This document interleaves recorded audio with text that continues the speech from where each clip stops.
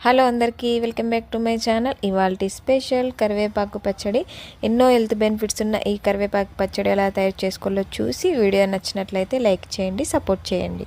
ముందుగా కరివేపాకును క్లీన్ చేసుకొని పక్క పెట్టుకున్న తర్వాత స్టవ్ మీద ప్యాన్ పెట్టుకొని ధనియాలు, జీలకర్ర, ఆవాలు ఒక్కొక్క టేబుల్ స్పూన్ వేసుకొని అవి కొంచెం రోస్ట్ అయ్యాక ఎండుమిర్చి కూడా వేసుకొని రోస్ట్ చేసి పక్క పెట్టు. తర్వాత అదే కడాయిలో కొంచెం ఆయిల్ వేసుకొని కరివేపాకు వేసుకొని లైట్గా మాత్రమే ఫ్రై చేసుకోవాలి, ఎందుకంటే అందులో ఉన్న బెనిఫిట్స్ పోతాయి.